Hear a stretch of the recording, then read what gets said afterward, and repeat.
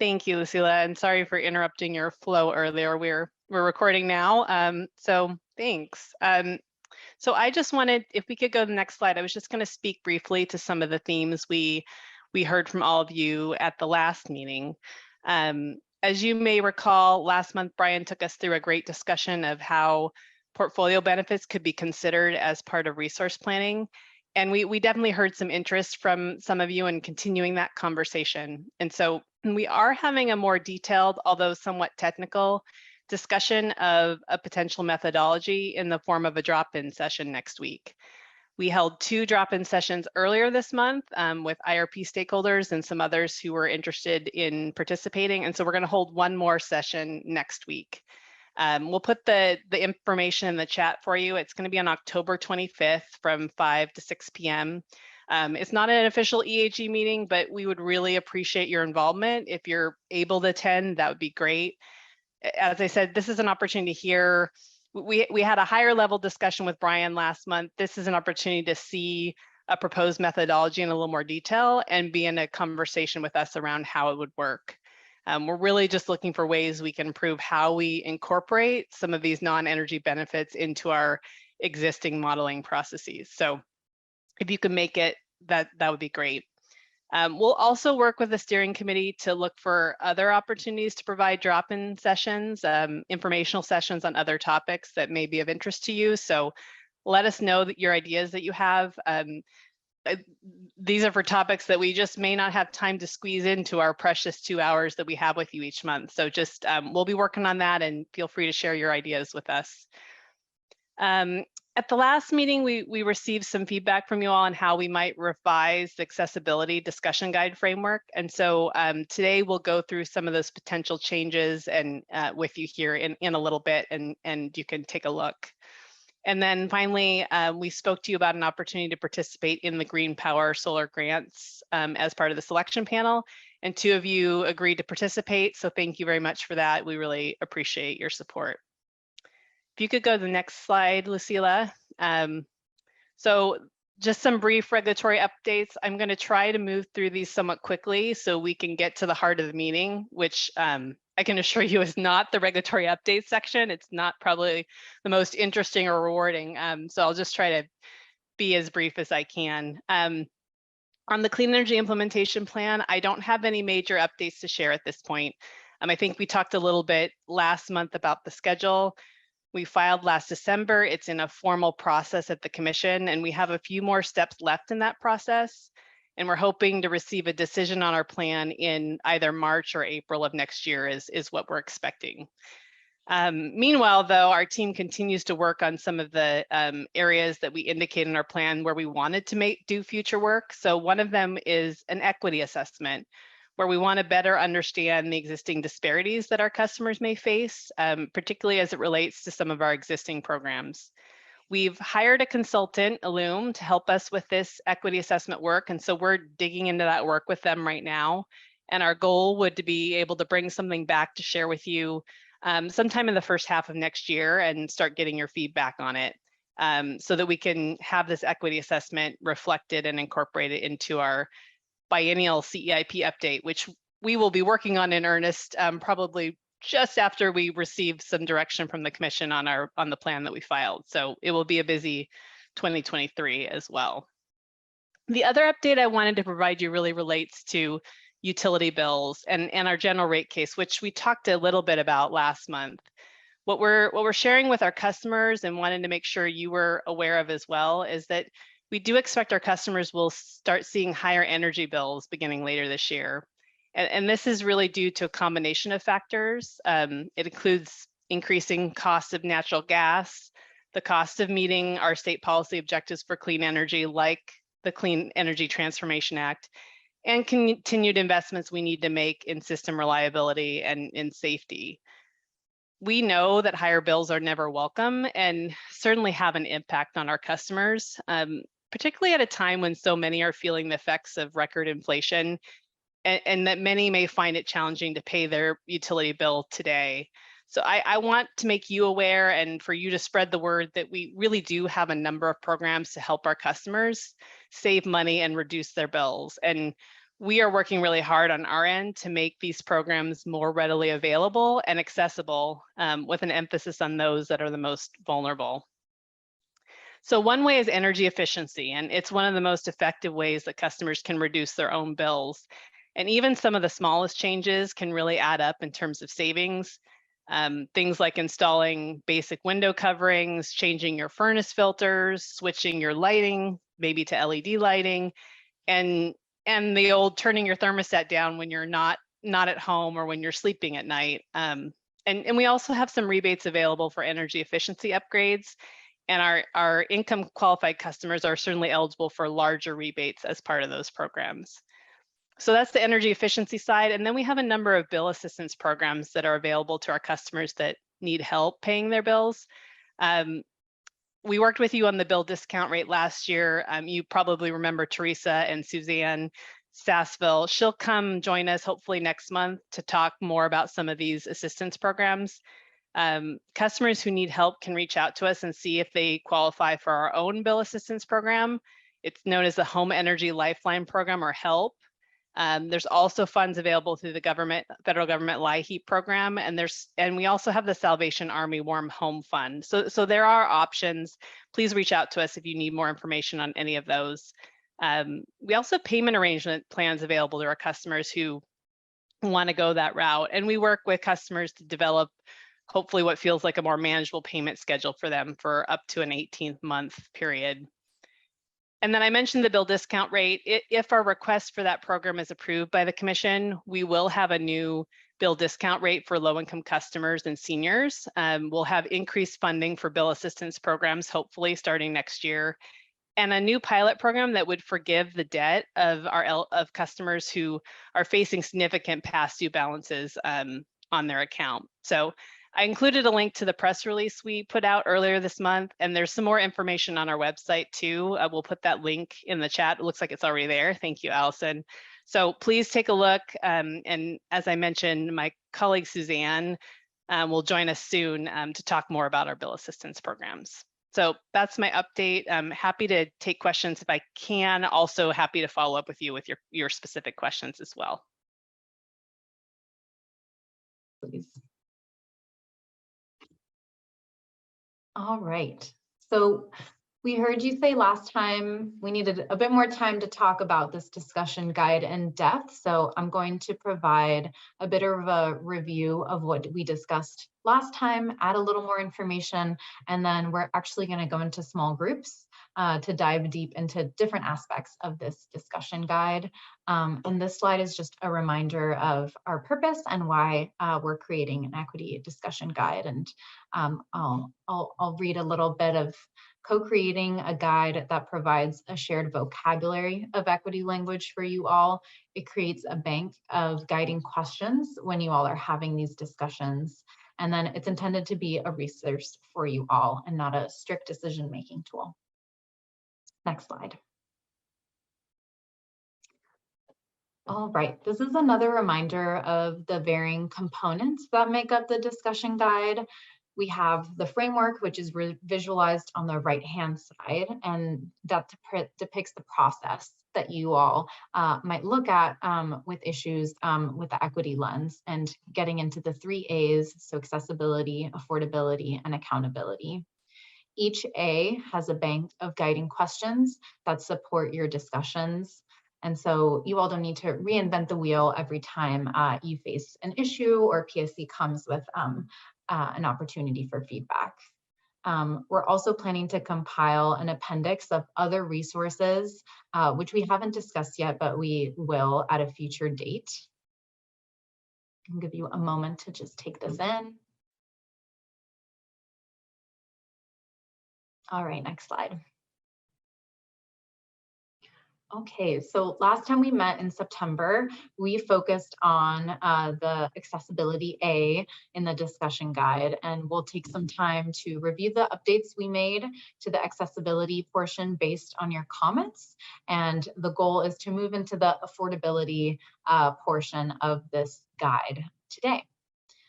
Then we'll focus on accountability next time we meet in November, and in January, we'll try to bring it all together.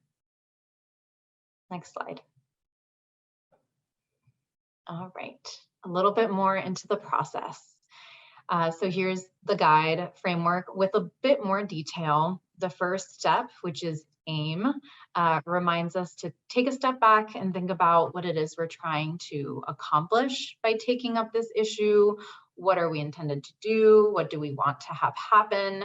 What are those desired outcomes?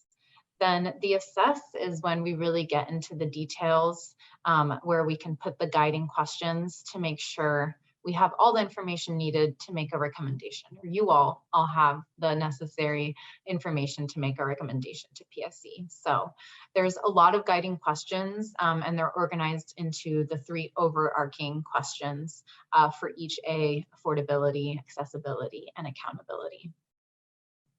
And so with the assess, there's those 3 main questions of who needs to be involved. This is where we define the communities, interested parties, power dynamics, and actors in the situation at hand. This is kind of the who questions. Then the second overarching question is, what are our intended outcomes? So this is where we take the aim, we identify it early and make sure the information is there. We know what the communities need and what the disparities are that need to be corrected. So this is more on the what kind of questions. And then how do we accelerate equity? And this question came from the inaugural EAG of really thinking of the 3 A's, but with the purpose of accelerating equity. And this is where you all may ask yourselves how the work could get accomplished, how do we get community the resources they need, what barriers need to be addressed, and how does PSC deliver on those promises? So these are the how kind of questions. I'll give that a moment to settle in. All right, so once we've assessed and go through some of those guiding questions, then it's moving into the formulating into the advice for PSC, remembering the mission to create benefits and reduce burdens for highly impacted communities and vulnerable populations. Finally, a number of actions might arise from this advice that you all as an EAG give to PSC, and that could look like PSC conducting more research or doing community outreach, the EAG, you all can advise PSC on development of policies and programs that deliver the outcomes that were aimed from the beginning. So we will have a small group to kind of get more into this if you all have more questions or really want to take some time with just like the overall framework of the purpose of this document and this guide as a resource for you all. If there's any questions that pop up, please put them in the chat so then we can get to them as well. All right, next slide, please. Okay, so there are some updates that we made to the accessibility portion based off our conversations at the September meeting. So here are the defining qualities of our first day, A, accessibility. And your comments that we incorporated from last time are highlighted in bold. So we emphasize that we recognize the diversity of communities, ensure we communicate directly. That was the directly part was the switch with communities in these processes, and then naming the disparities included in each community's history and context, as well as naming the investments necessary to address barriers and burdens, including effective marketing and delivery of services. Next slide.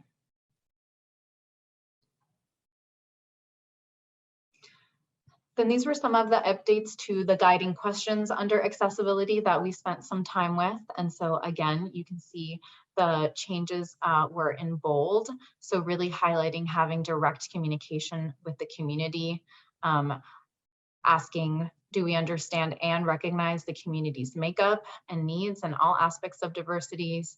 And on that last question, what other history, context, and disparities do we need to consider? Next slide. So we didn't hear any specific comments that led to changes to the guiding questions for this intended outcomes portion of accessibility, but this could still be adjusted in small groups today. So I'll give you a moment to read through these questions, and if things come to mind, put them in the chat or hold them in your thoughts, and we can get to them in the small groups. Okay, next slide. So for this how question of how do we accelerate equity within accessibility, we added the detail you advised about effective investments, marketing, and delivery of services. And we'll also have a small group dedicated to discussing these changes.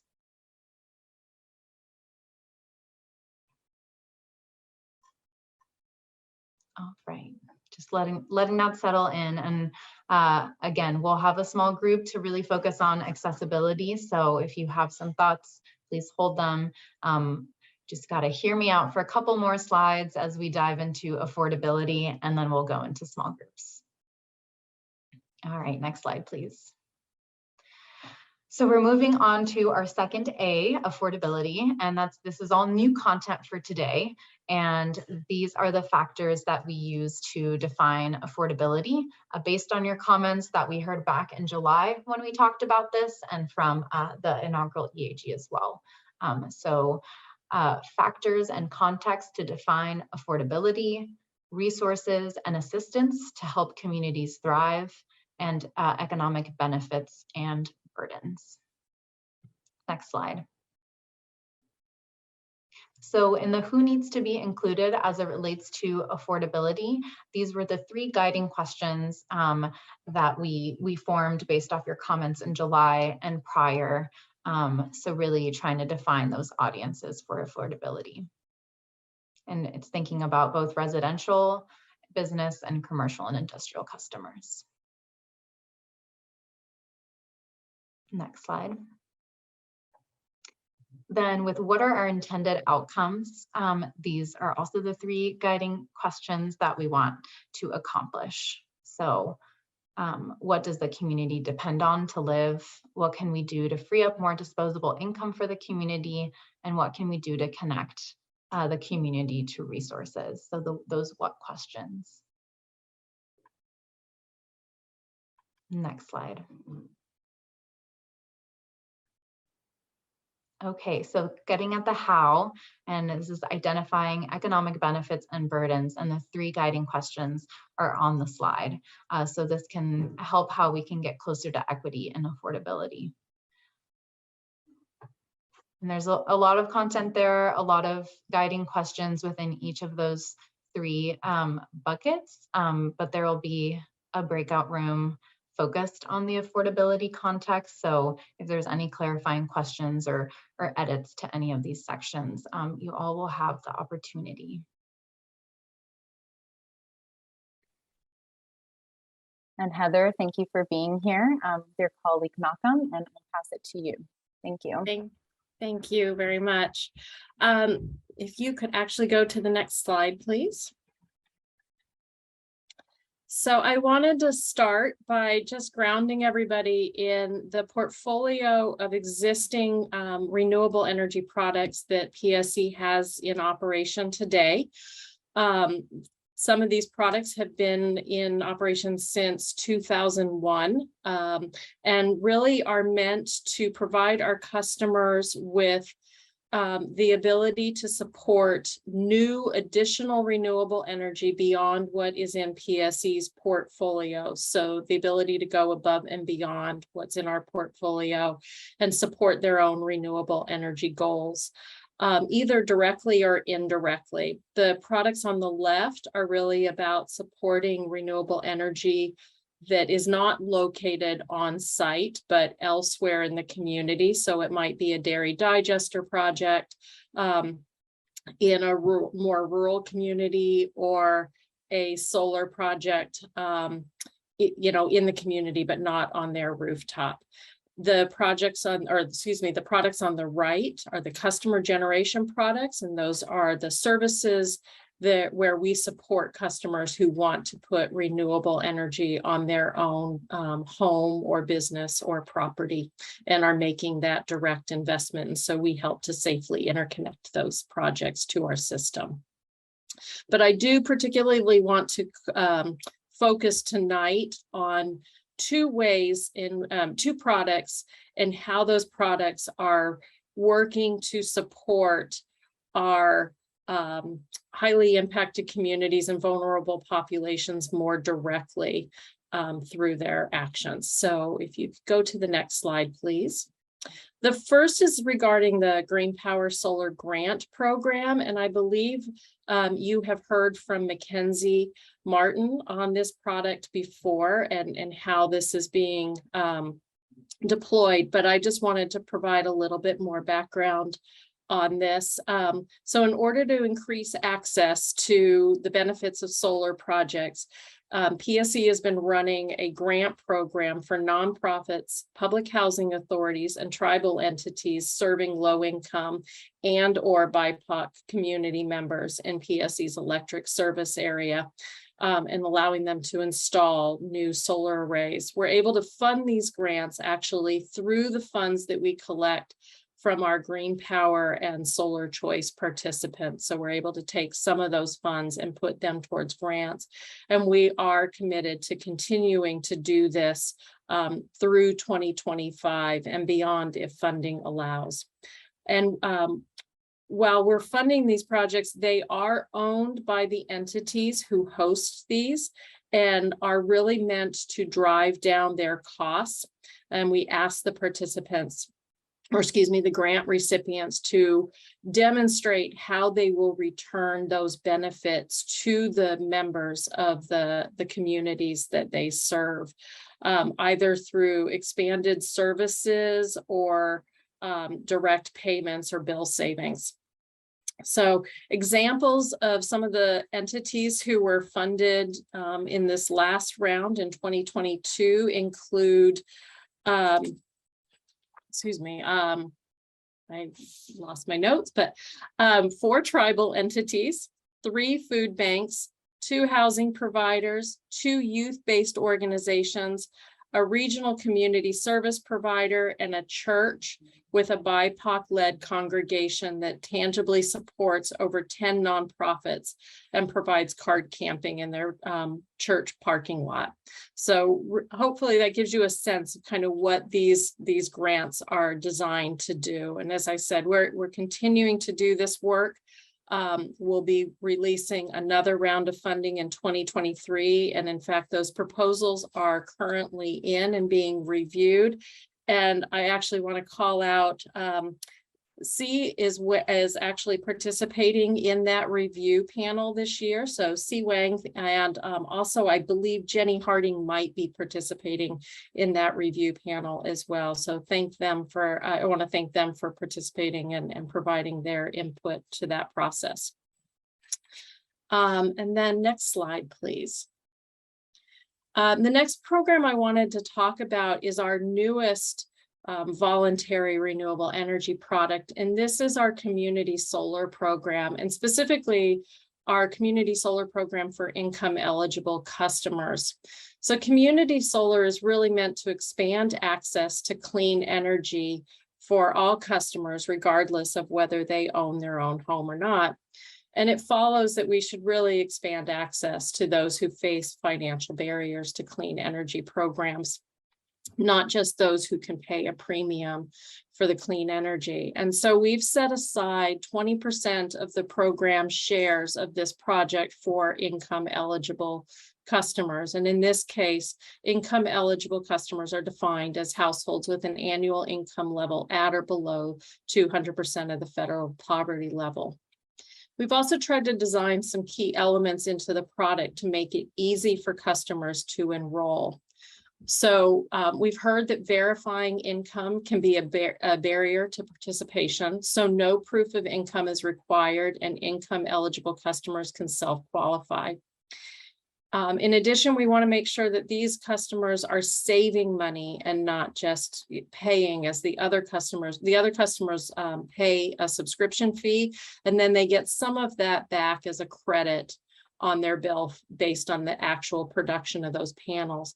In the case of our income eligible participants, we are covering the cost of their share to participate. So all that they see on their bill is a credit for the share of energy produced by their portion of the system.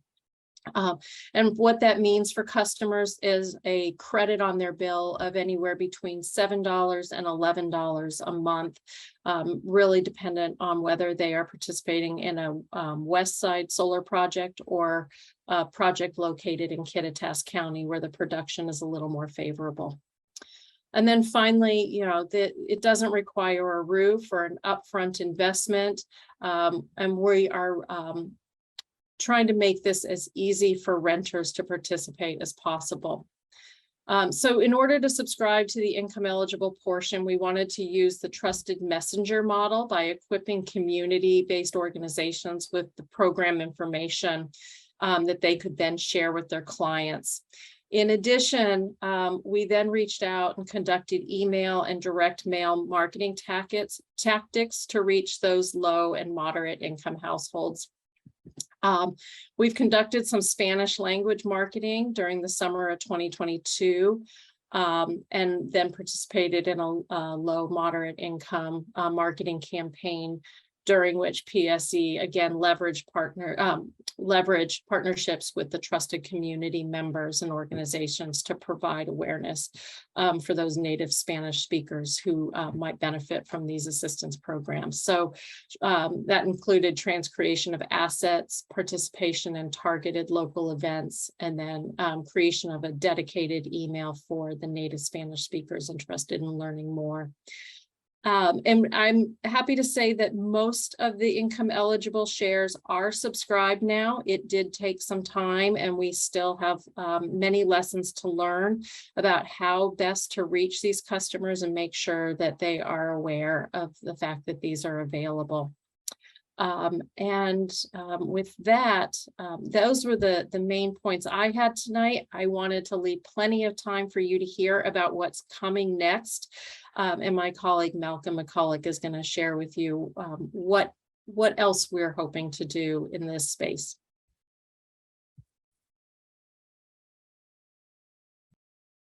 Okay, Malcolm, take it away. Thank you. Appreciate it. And I'm going to be focusing on really sort of where we get our products developed and how we go through that process, and really centering in on our distributed energy resource activities. So if you can go to the next slide, I just wanted to first center us on where we've been as it relates to our distributed energy resource history. And so we filed our plan back in 2021 in December.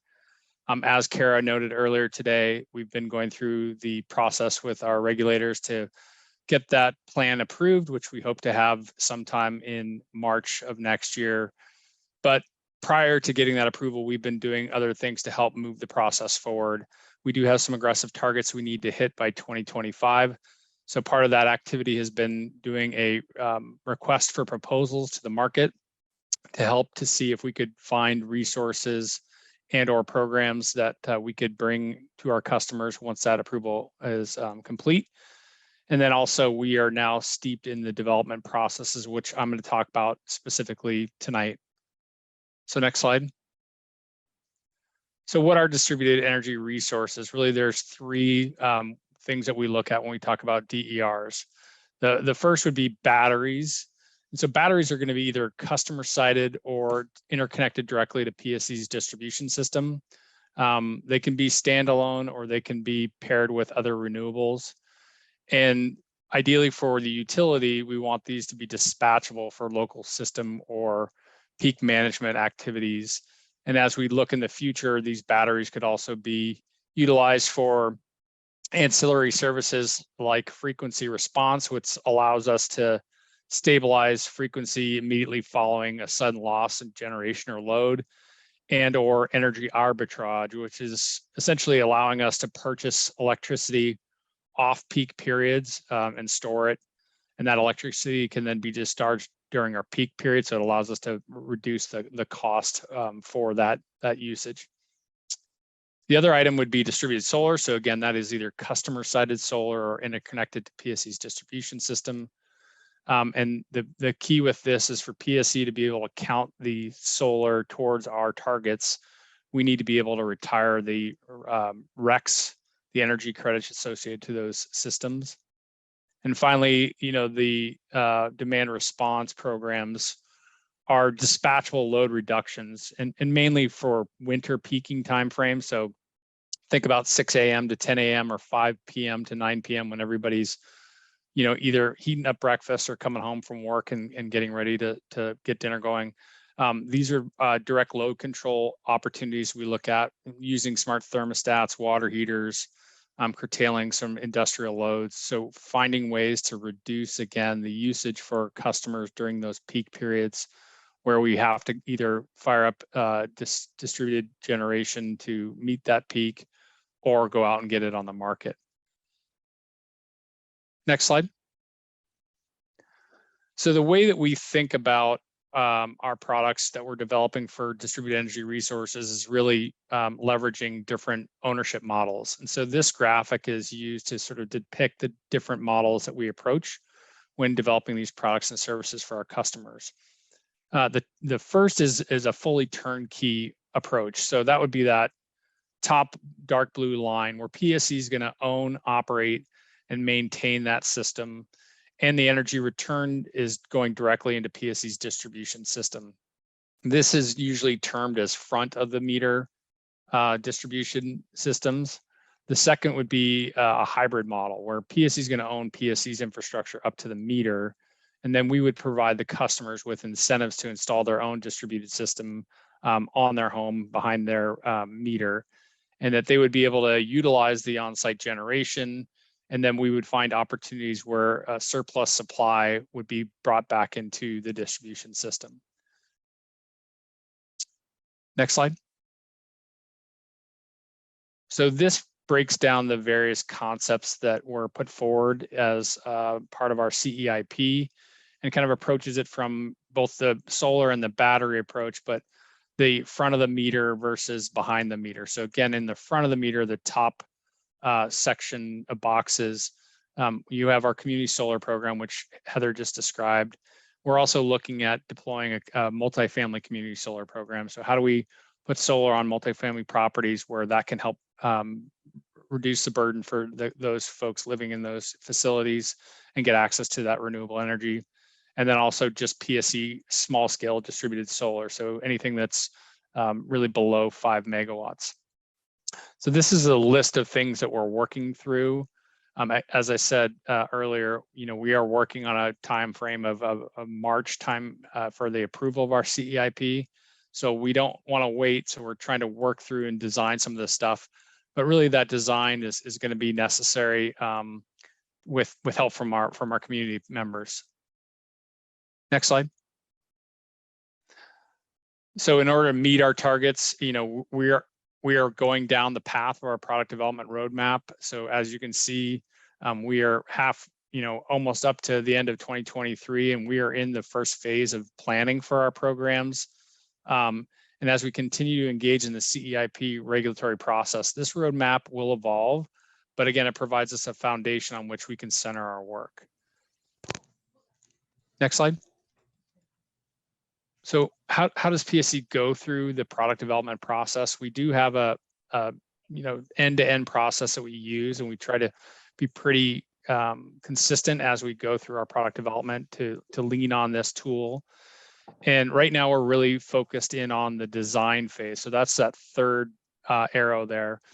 And that is where that process really is a key activity for us, is that community engagement and outreach. And we understand that in order to design equitable and accessible DER products and programs, we must provide our highly impacted communities, vulnerable populations, and the community-based organizations, government agencies, and tribal entities that serve them a seat at the design table. Our community engagement is structured to seek input from a diverse set of customers to understand what types of products, programs our communities would find most beneficial. As Heather talked about, making sure we understand what the barriers are when accessing those products or services. And then it allows PSE to best design solutions to alleviate those barriers and maximize those benefits for our customers. So right now for our DEI process, DER process, we are really much in the design and moving towards the develop phase to get ready for our regulatory process. Next slide. So I want to focus in a little bit more specifically on our engagement process as it relates to our community outreach efforts.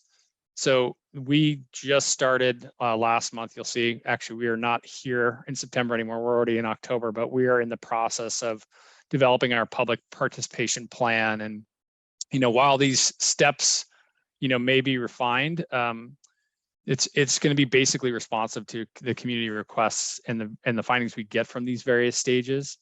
The critical pieces that we want to focus in on are conducting interviews with our community-based organizations, making sure that we have an ability to do focus groups on high-level benefits and barriers related to these programs, conduct workshops that test and draft program concepts with a focus on sort of ownership structures, incentive levels, siting considerations, among others.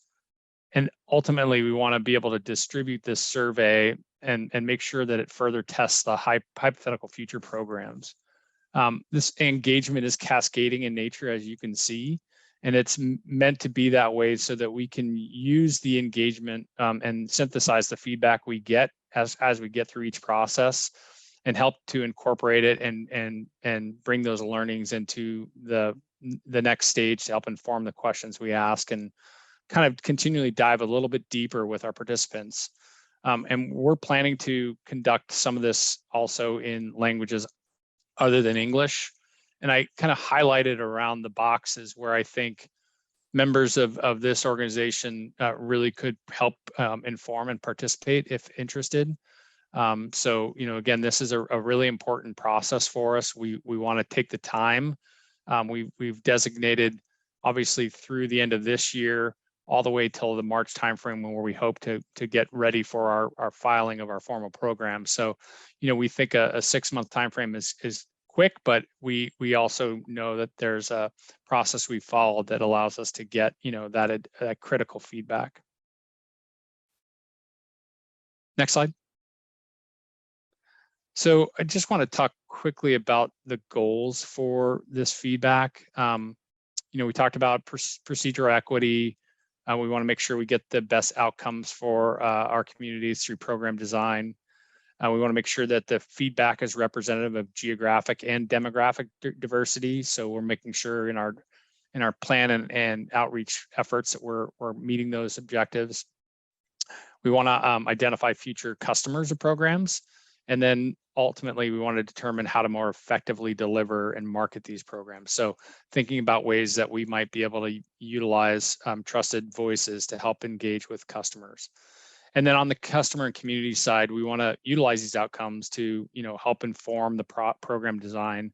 We want to serve as a conduit, with the community between PSC and those members. And then ultimately, we want to, help manage expectations throughout the process with our stakeholders and make sure they have visibility into our process. Next slide. So the outcomes, again, make sure that we have a roadmap for the equitable use of DERs and demand response programs, position our region as a leader in building clean energy future. We want to remove barriers, which is critical, and make sure we're increasing the opportunity for equity and inclusion and as identified by our members, and then solicit feedback from those folks and make sure that that's included in the design of these programs.